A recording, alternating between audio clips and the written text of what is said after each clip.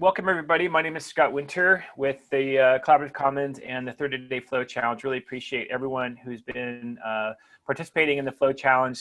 This week's theme has been about choice.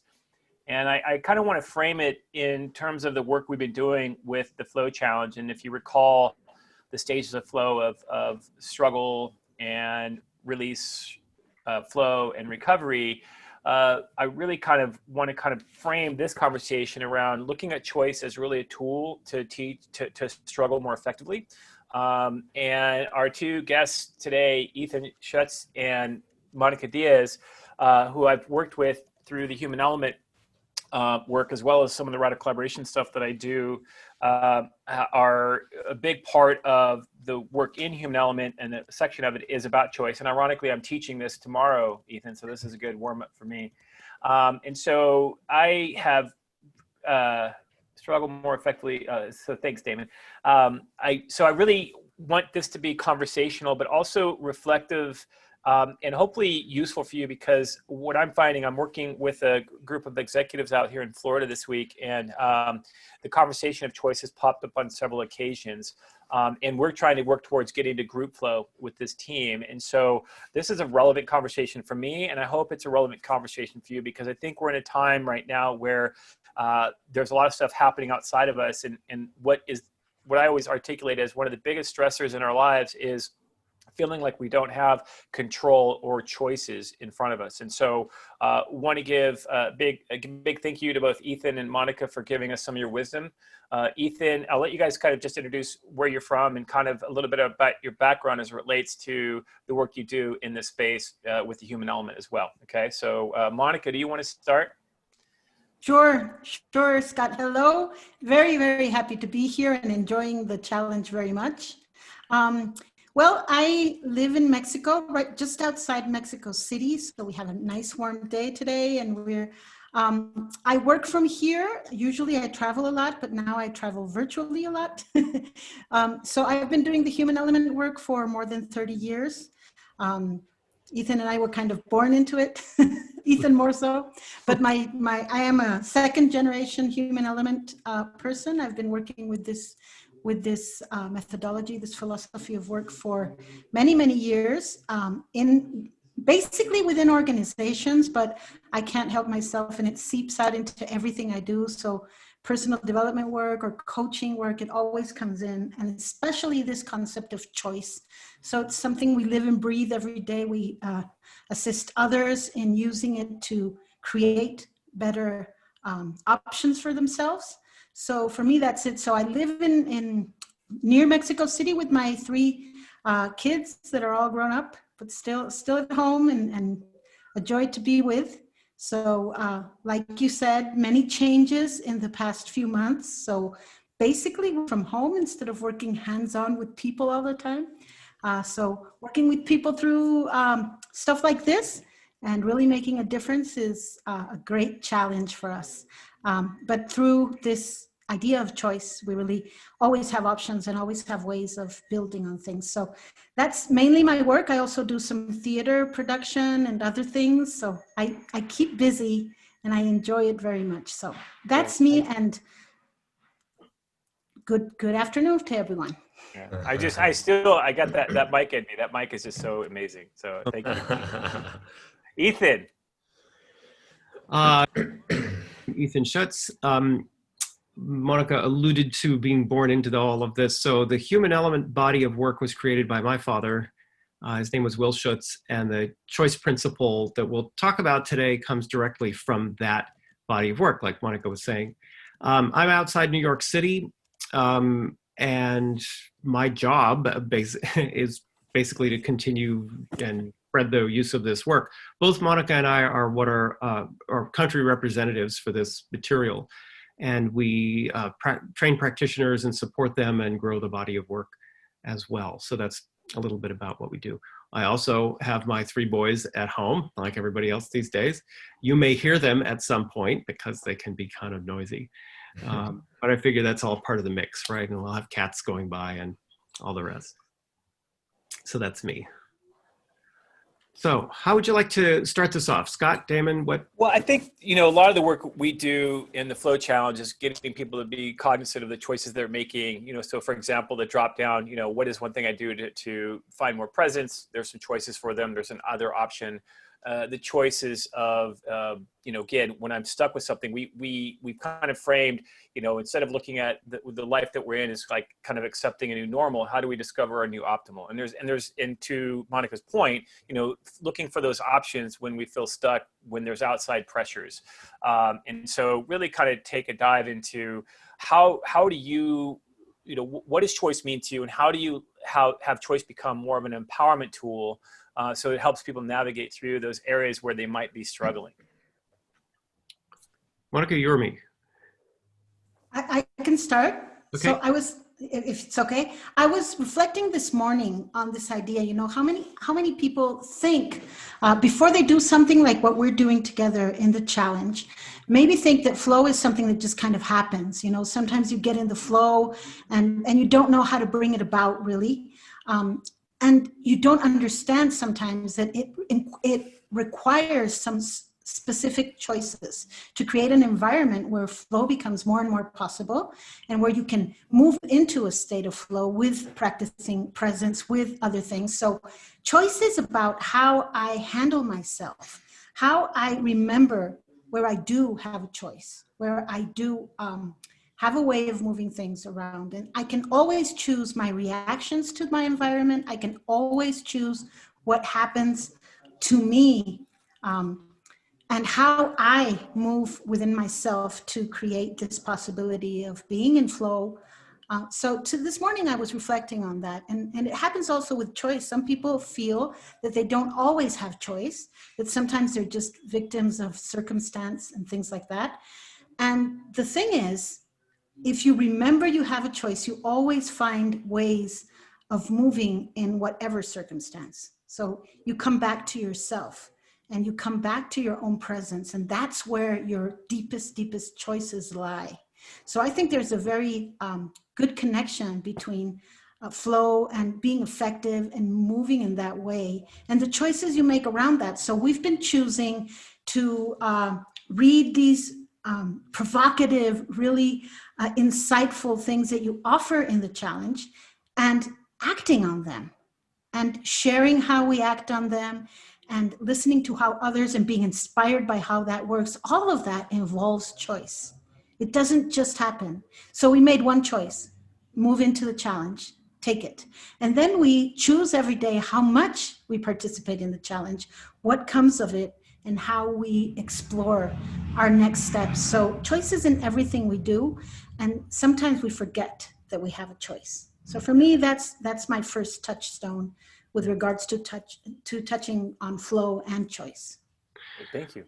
I want to pick up on the idea that we're always choosing, because I think for me, this is part of the key.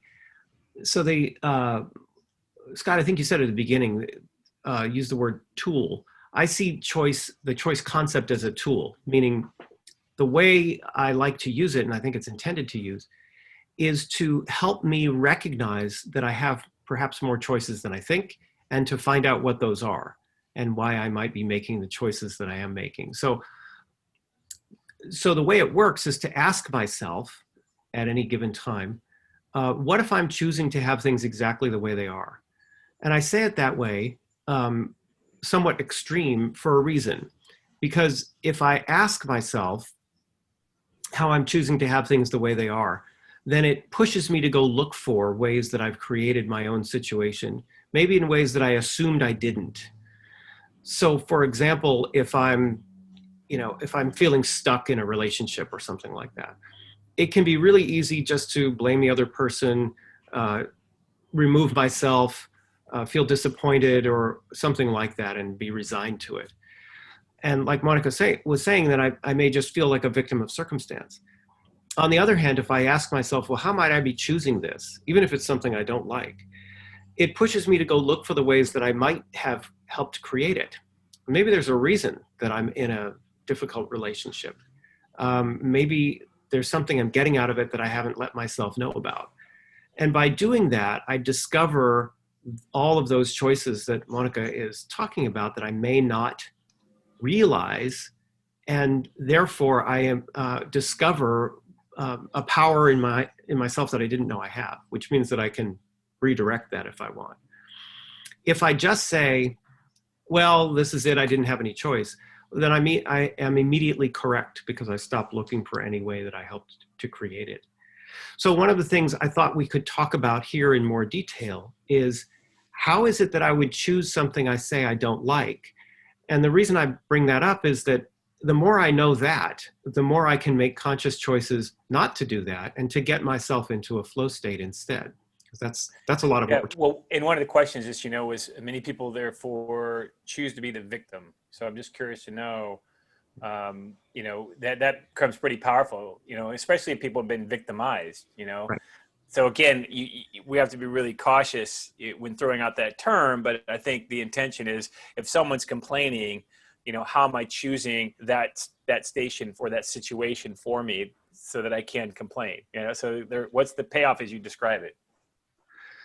And the reason's not for assigning blame, but to Right. see if there's any way out, because as long as you continue to see yourself as a victim, there's no solution to the situation because it's not in your purview. It has to do with somebody else.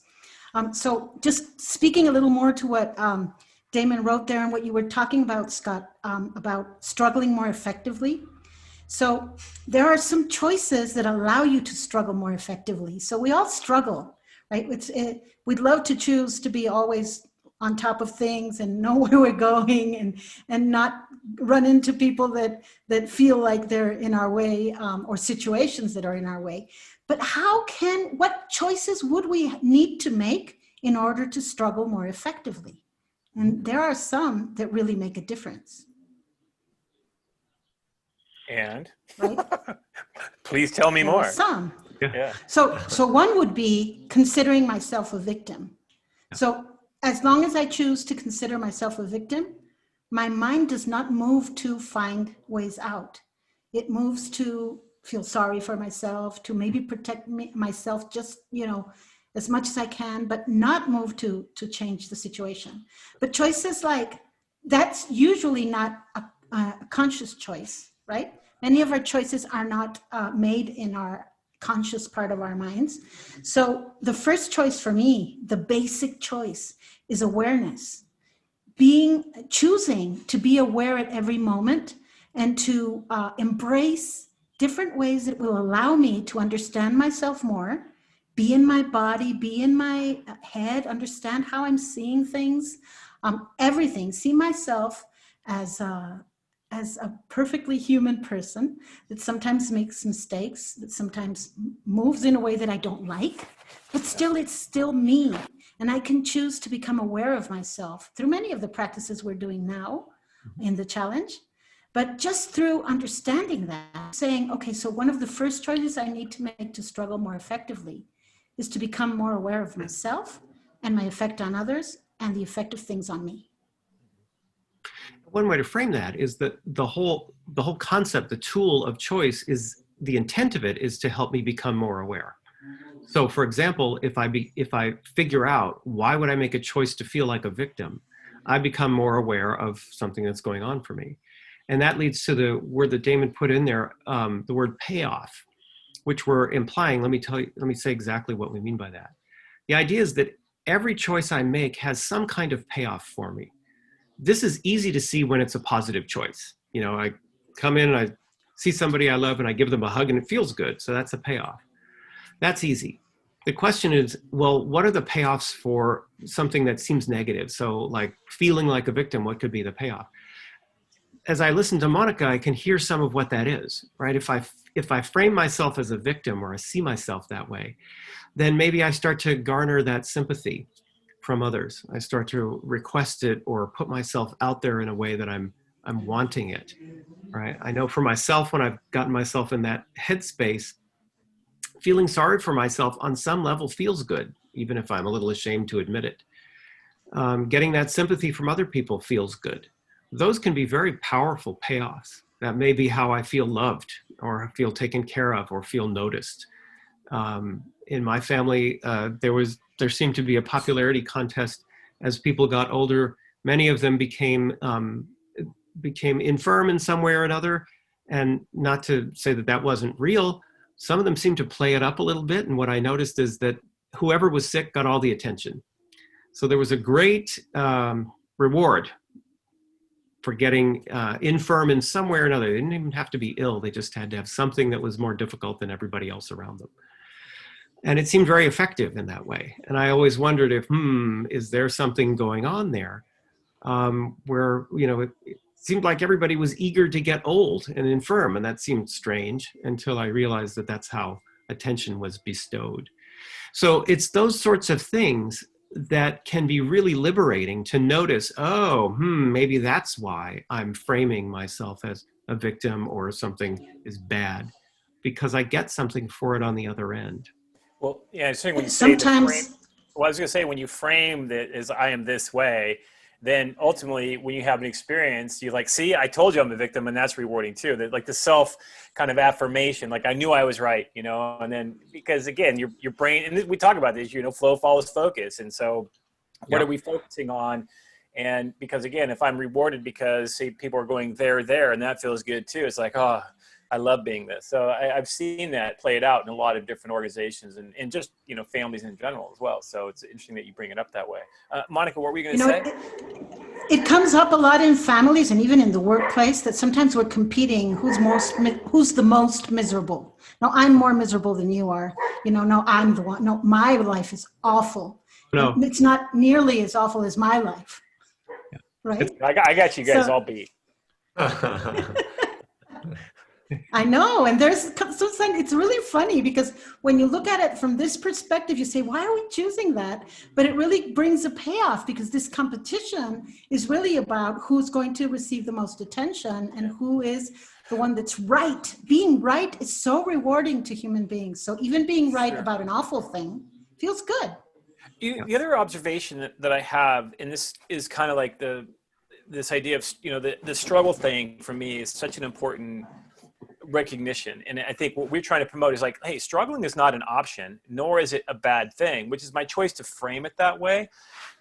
One of the things that I see out there is how so many people are afraid that if I'm struggling, there's something wrong with me, which again is a choice. But I think there's also a global narrative out there that if you're struggling, you're broken, right? And so people don't want to share that about themselves or be vulnerable in that space. And I'm just curious to know if that's, again, even that is a choice. Again, I'll also circle back to that, but how often does sometimes like cultural norms start to impede? And I see that in some of our global rhetoric that these people are doing this to you, and so it starts to get really sticky when we start looking at some of the other factors that are influencing the way people see things. And yet they're choosing a certain belief, right? So again, it's just how do you pull people out of that to see that maybe what they're choosing is not even in their best interest, So that's the part that I find most fascinating. So, and the first thing, Scott, is that you realize that you chose it because you're not choosing it in your awareness. It's really inadvertently. It's when you talk about cultural norm. So I'm not a slave to cultural norm. I have it in my, in my everything I do.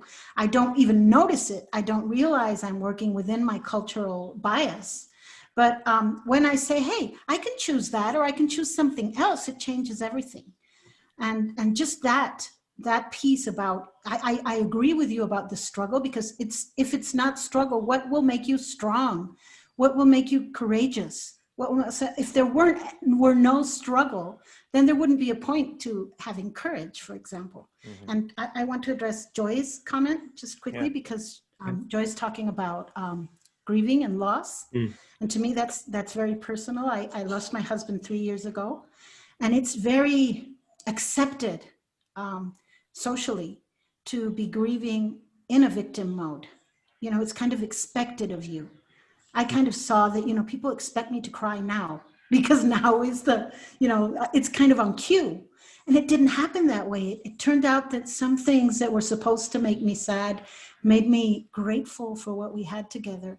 And some things that were kind of commonplace every day were very hurtful and very painful and had me crying and in tears. So just understanding that we're human and our struggles are perfect. They're perfect for us. They're where we pick up our learning, where we become more resilient, and where we learn to struggle effectively. Let me add something to this. So I think what happens is it's very easy to start to judge the choices that we make. And we do that through the lens of our culture and beliefs and background and history and all of those things. Another way we can look at it is that judging our choices is simply another choice that we make. So I make a choice and then I can judge it if I want to. And I can judge it as good or bad or right or wrong, or I should be ashamed or guilty, or I can be happy about it, or whatever it happens to be. And as soon as I recognize that, then it once again gives me more choice, which is really the whole purpose of this, because it puts me in charge and in control of something that I may not have felt in control of before.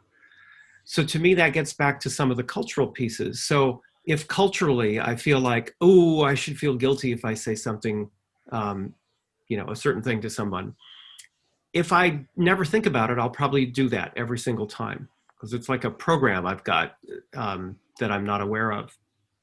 But if I stop and notice, hey, wait a minute, I'm making that choice to feel that way. Now I have another choice in front of me. Do I want to keep doing that? Or would I rather do something else? So in that way, it puts me more in the driver's seat of my own experience. And that's really the point. Scott, you've pointed this out to me many times, that we feel stress when we feel like we don't have control over what's going on. Or another way to put that would be when we're not in flow, right? We feel agitated or frightened or anxious. Whereas if I feel like I have some control of what's happening or my situation, or I'm choosing not to have control, I'm still tackling that, if you will. And then the stress goes down and I can feel more in flow. And to me, that's a lot of the purpose of all of this. Yeah, one of the questions I'd love to ask people is like, where are you most fulfilled in your life and where are you least fulfilled? And then just, determine how many choices you have in either of those two columns, or how much control do you have. But one of the other interesting components around flow is that a lot of times, I've done, running and other kinds of stuff where sometimes my body just takes over. I'm not even consciously thinking about it. And my body is like making the choices for me, like that level of being in deep flow of just like the body takes over in a way that is keeping me safe. And I'm not even consciously aware. I'm in that zone.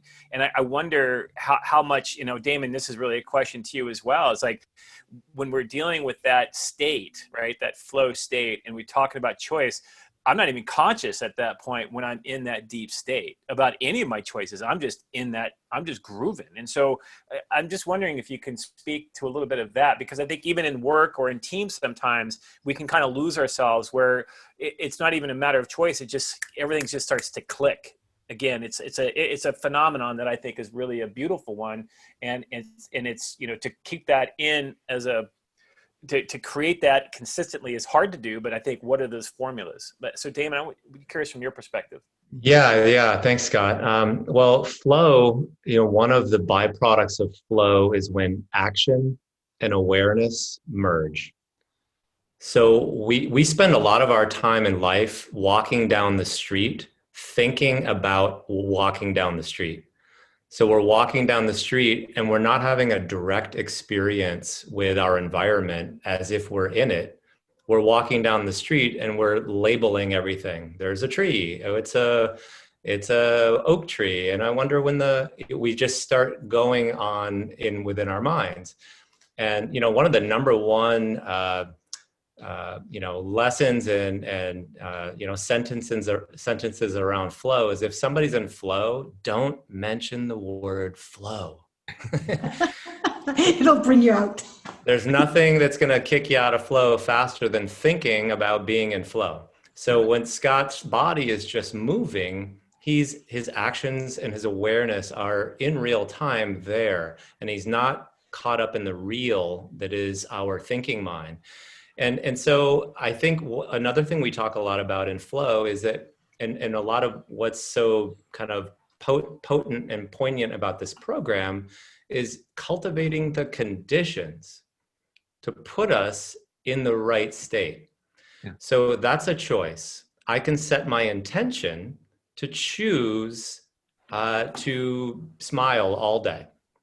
Now, whether that has value or not is one thing, but when we front load our intentions, then we're not, I think one of the things that makes me feel anxious around this topic and concept is, wow, I have to improvise and be spontaneous in every single moment. Mm-hmm. Yes and no.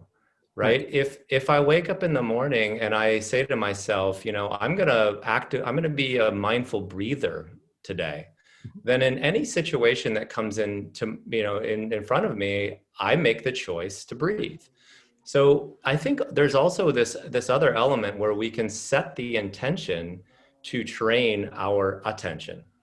And I think when we do that, and why this program ends up being, and as you all have seen, if you look on the wall of wins, very, very minuscule complaining or, moaning, or there's not a lot of victimization on that wall of wins. There's a lot of people saying, wow, I confronted something and this is how I handled it. That's a win. That I went to the fridge and I didn't get a beer, I got a water. I made a choice for myself. That feels like a win. So we're really kind of training our attentions to start to make better choices as well. And I think when we do that, that's really when we can start to kind of have all of our streams kind of moving in the same direction. So I appreciate that a lot, Damon, because what I feel is that, we experience that flow in different ways, like Scott was talking about running, or for me in art, when I'm creating, when I'm singing, when I'm on stage. But I love this metaphor for me about going on stage as a character or as something, but you need to train for that. There's the practice stage. And when I'm doing that, then it is mind over matter, and I do make my conscious choices of what I want to build in my life. But once I'm on stage, it just happens. So I get to a point where it just happens. So the more I build myself up to experience flow and to move into this effective struggle and to, it changes everything. So, our brains are going, like, when we're in flow, there are a lot of things happening with our mind, and we experience it as natural and just, it just happens. But there's a lot of things that happen before that. So the more I allow myself to use my mind and my thinking moments to set my intention, to do the work, to frame, for example, you're framing that we're sharing our wall of wins. So when you say a win, you're already not in a victim mode, right? So that changes the way we experience what happened during the day. And these are all practices. They're all training for our mind and our self to step up into a state of flow. So, so an actor cannot really be in flow if you walk into the stage thinking, okay, now I have to remember this line, and now I have to move to the right, move to the left. It's not mechanics. It's about being there. It's absolutely about being there. And art in general, and I would say everything we do, when we are in flow, we're really there and we don't know how we did it, but it builds on everything else that we've been choosing all the time. That's beautiful.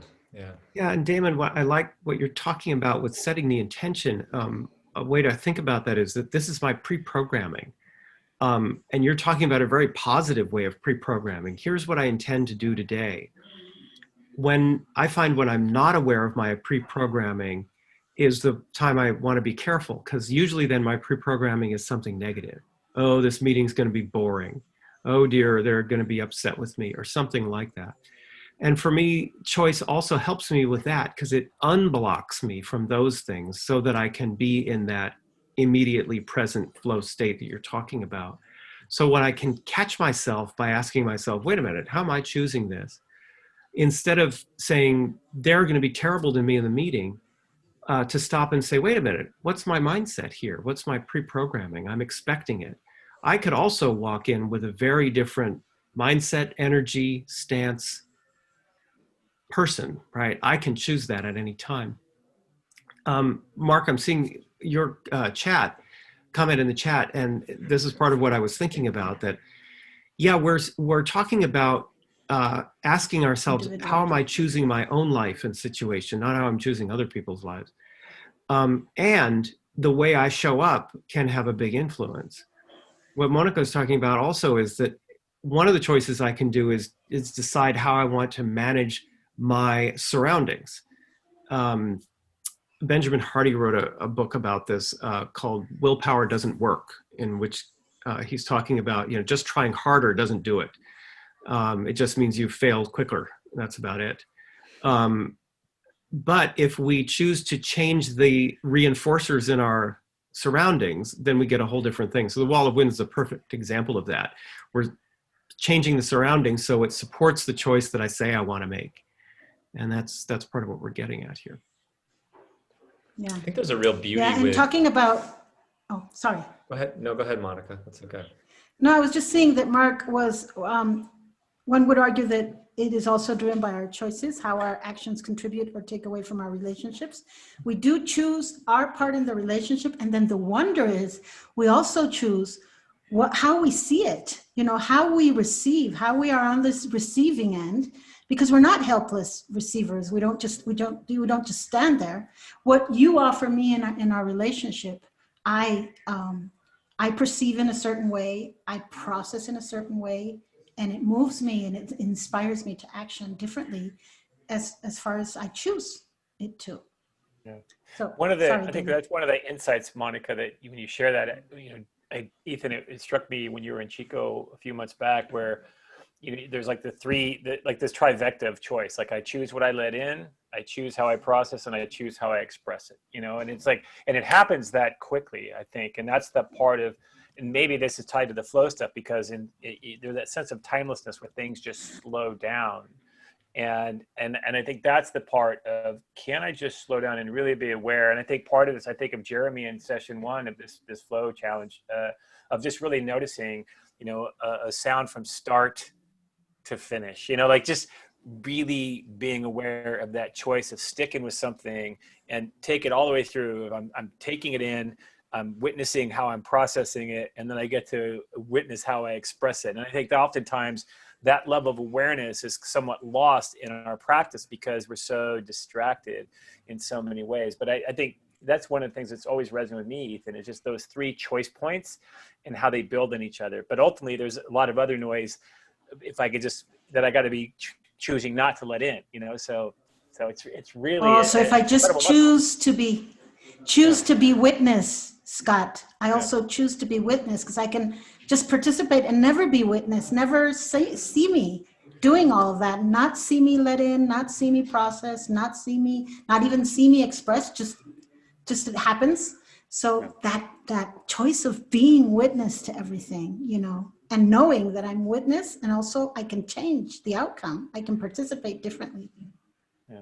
And I guess, Damon, how does that relate to the subject-object dynamic that we sometimes talk about? Because again, as a subject or the object of your own story, there's different choices probably set up in those 2 elements as well. I don't know if you might want to speak to that. Yeah, if you think about, if I were to ask you to pay attention to your thoughts right now and just observe them. So there's the thinking mind that is the thought, but then there's the observation of the thought. Yeah. And when we can there's a form of psychology called ACT, acceptance commitment therapy. And they have a term called diffusion, cognitive diffusion. And when we can sort of unhook from being trapped in our thoughts and see them from a little bit of space, now we have a choice as to whether we want to grab onto one or we want to let that one slide by. In sports, it's kind of one of those things. Let's say I'm a tennis player and I'm coming up to the net to hit a volley, and the person hits a ball past me, and I could hit it, but I choose to think that ball's going out. So I don't do anything. I just let it sail on by. And this is really true in our moment-to-moment life, where is this something that represents And I'll tie this to our values in action, where we did our character strengths. Is this thought that I'm having right now, is this something that is, that kind of corroborates this value set that I want to show up with? And if it does, great, let's work with it. If it doesn't, I can let that just sail on by. And so that's a really interesting choice as well. And then how it connects to flow is another really powerful thing where, Monica, you're talking about, we have the choice to be a witness. We can show up in many different types of ways. There's a lot of novelty in that, where I can now literally experiment. So instead of being this just like pre-programmed, I come into work, I go get the coffee, I say such and such to such and such, I go down, and it's not to say that routines are bad, but when we're on autopilot and we're not actively alive in the moment, we do lose some of the nuance, and we certainly aren't creating the novelty to pay attention to what's going on. What if I chose today to walk in and say hello to everyone? And normally I'm fairly introverted. I've made this choice. It's novel. And it might be kind of interesting. And our brain pays attention to that too. And it's like, this is interesting that we're doing something new here. So sometimes when we choose to put behavior before the thinking, a whole lot of things can start to really unfold for us that might just surprise us in ways that feel positive. What I love about all of that too is everything you're saying is about discovering more and more choice. And the more and more choice that's available to us, the more avenues we have to get more of what we're after, both for ourselves and then in what we create with other people. And I find for myself, the more I look for the choices that I have, the more it explodes in possibility. And that can be exciting. And I was thinking about a while back in the chat, there was something about vulnerability. And I think that's one of the things we kind of shy away from, because we think it's going to be awful, or people are going to be, they're not going to like it. And it usually works the other way around. Every time I allow myself to be vulnerable, people feel closer to me. Some might run and might be afraid of their own vulnerability in my presence, but they see it as an act of courage. And that is something that we always forget. We always keep forgetting that vulnerability is really courageous, and we can all do it because we all are vulnerable. We just sometimes show it and sometimes we don't. So that choice of not showing it is kind of defeats itself. It never really works. I still feel vulnerable. And since people don't know, they might still be stepping on me or doing other things. So that choice makes a difference. And I hear what you're saying when you say about how we choose the roles we play and how we do it, and it becomes novel. There's never a boring moment as you choose to be aware of yourself, and as you choose to maybe have this culture of experimentation and just say, I'm going to try this out, see what happens, move with it, and not overthink it, and I can always come back from it. So all of these things like flow and resiliency and everything we're now exploring as desirable traits, many of them just trace back to being willing to be vulnerable with myself and with anyone else. Yeah. So I'm wondering, at this point, we talked about giving people a chance to talk through this instead of us talking the whole time. Maybe it would be a good time to put some people in groups and give a chance to chat, come up with their own thoughts and questions, and then we can regroup.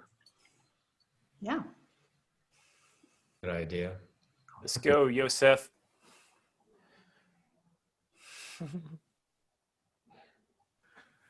Okay, can you put us in group? How big do you want the groups to be? How long do you want the breakout to be? And what's the prompt? Well, let's do, I would say 3 or 4 per group. So people get a chance to chat. Timing, I'm not sure. What would work? 5 minutes? 5? Yeah. Mark says 5, so it's got to be 5. We have no choice. because he said so. 6, I think. 6 would work. 6. Yeah. Negotiating. 7. Here we go. All right, let's Prompt. take 5 and see where you are. I think for me, the prompt is simply, what are your thoughts at this point? We've talked about a lot of different pieces, and it's really to give everybody a chance to voice what their thoughts are and maybe questions. But I was Scott, thinking that one. I think I love the exercise. Like, how much choice do you feel you have? 0 being you have no choice at all. To 9, you have all the choice. Like, you choose your illness. Like that. That is such a sticky question because I have, dealt with my own illness and it kind of pisses me off. So I think that's a worthy one to explore. Like, how much choice do you feel you have in your life, and how does that play into the way you show up in your life? That's a deep question, but I think it's a good way to start. So, and we'll start with the person with the longest hair in the group. So there's not that awkward silence. How's that? Who's going to go first with that terrible question that Scott just asked? So Andrea, you're in. You're going to totally win because you got really long hair. I hope you're in my group. Okay. Let's do it. Yeah, Andrea and Scott, you're in the same group. All right. I'm going in. I really appreciated your question around grief. It's something that I've had a lot of. Oh, sorry. Oh, there we go. Sorry about that. No, Damon, you got sucked into the fulcrum right in mid-sentence. Like, oh no, he disappeared. I did, yeah. Like, we're all like sitting there. What happened to him? Oh, profound simplicity. Are you on? Ethan, you're on mute. We were just talking about Ethan's father's book. He wrote a book, and that is one of the ones, Profound Simplicity, that Ethan said is one of his favorite books of his dad. Yeah, cool. Let him talk about it. It's really about all the underlying principles of all of his work, and choice is one of them, one of those, and one of the main ones. So it puts it in terms of both how we live our lives and also the way it plays out in the world socially and in our institutions and so forth. I find it quite fascinating. So what did you guys talk about? Yeah. Sorry? Yeah, let's hear. What's so amazing is people were talking their brains off in our group, and then they're like, I guess that's a choice, isn't it? Yeah.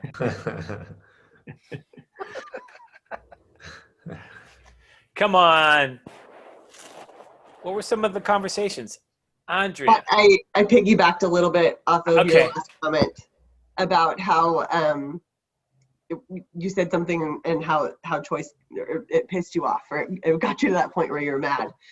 And following, through this whole challenge, I think that's been a little bit of it for me too, is that realizing the choices I make and the choices that I continue to make get me to this point where I'm kind of finding myself frustrated at a situation and then going back and analyzing how much of it was my choice to be here. It sucks sometimes, but it's good to start observing it and learning from it. But it hasn't always felt good. Yeah. But I'm learning, so I appreciate it. Yeah. Yeah. So are you choosing not to feel good about the choice that you're making? I think that's where I wonder, like the thing of choice, it just seems to compound on itself, and you're like, oh crap, I'm choosing to feel miserable right now about the choice of, it's like. Yeah. Yeah. And I think that's it. It's control. Yeah. Like I'm choosing to let that control me, and that's not what I want. Yeah, I found that you mentioned that in the large group, and I mentioned that to my small group too, but that choosing to rehash or rethink and go over our choices is in itself a choice. And I think many of us get sucked down that path where we made a decision, a choice, and then we go, oh, wow, why did I make that choice? I should have done this choice. I should have done that. All these hypotheticals that are and lead you down these endless, just la-la land to nowheresville, right? And good or bad. And so I like that decision that you can stop that cycle. It's a choice to not pay attention to that. And I think that's really empowering. Mm-hmm. Yeah, and you can also sometimes choose to be profoundly annoyed for a while. Sometimes that's fun. It's interesting that Meredith said, but since she's been involved in this flow challenge, that with the choices she's made, it's often created more questions, and that's required her to make more choices. Yeah. And I think that's it aligned really closely with some of the work I'm doing now with some young mentees that have been impacted by COVID-19, trying to get them to make choices where cognitively, and because they're young adolescents, they have no fear of the consequences of the choices they make.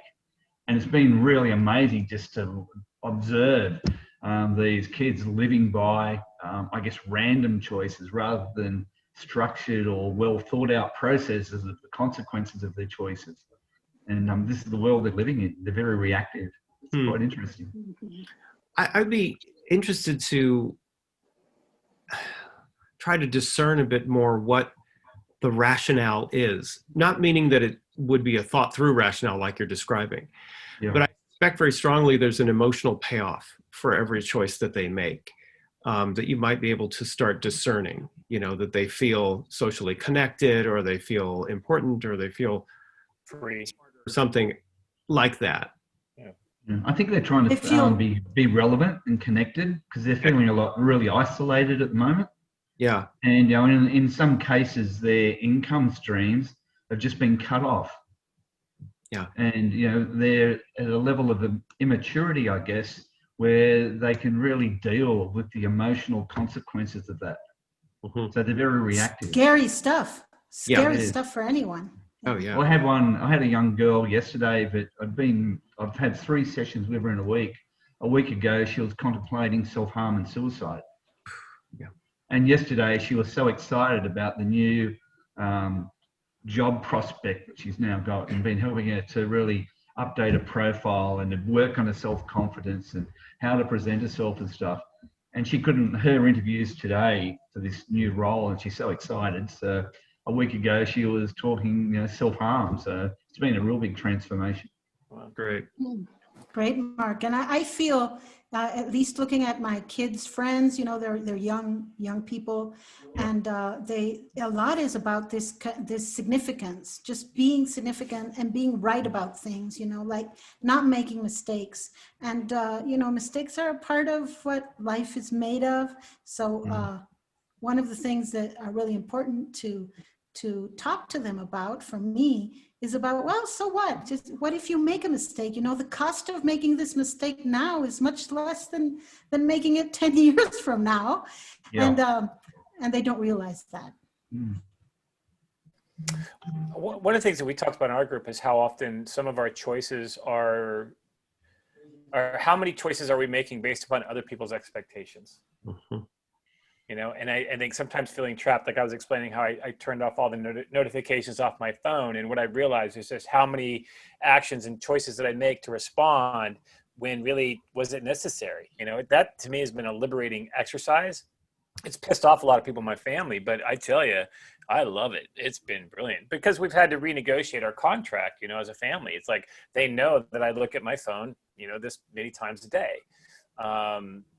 Partly because of my own, I'm choosing to be in control of my brain and not being mushed by seeing red dots and pings and dings all day long. And that's a conscious choice because I want to take care of myself. But I just wonder how many of us realize that we're making choices or not making choices that we want to make because of the fear of how we're going to be judged by others, so which is ultimately a really potent and that's a biggie for me, Scott. And even in my case, when I do feel stressed, it's usually I'm feeling more responsible for things than is healthy for me, and thinking that other people will not like me making this choice or will want me to make this other choice.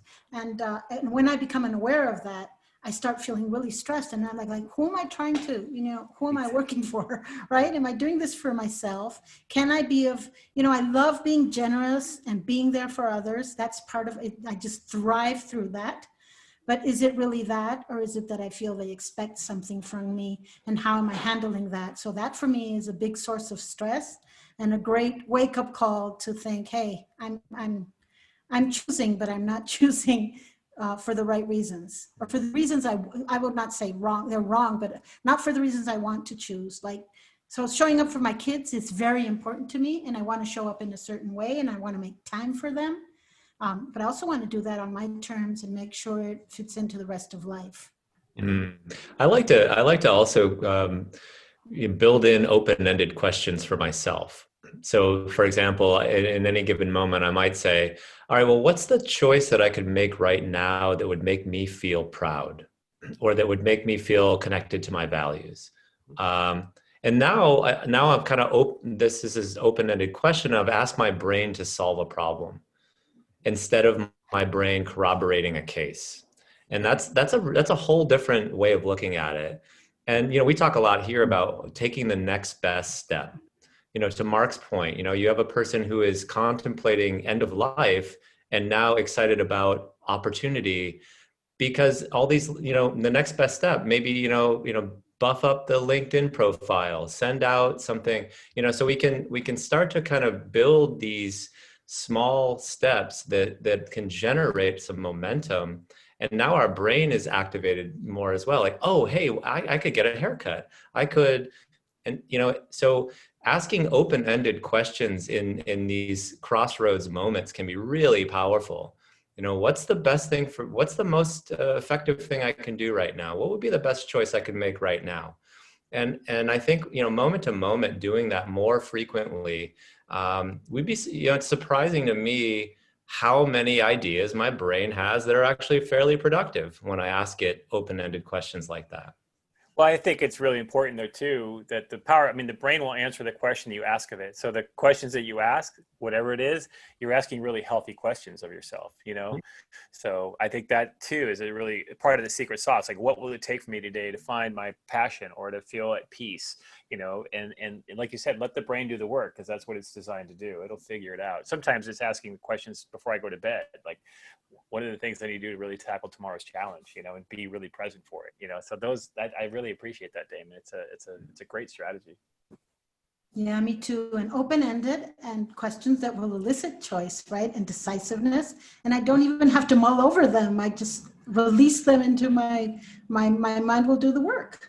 Yeah. The one that really gets me is, why can't I have any choice in this situation? And that one just why? I want to be conscious.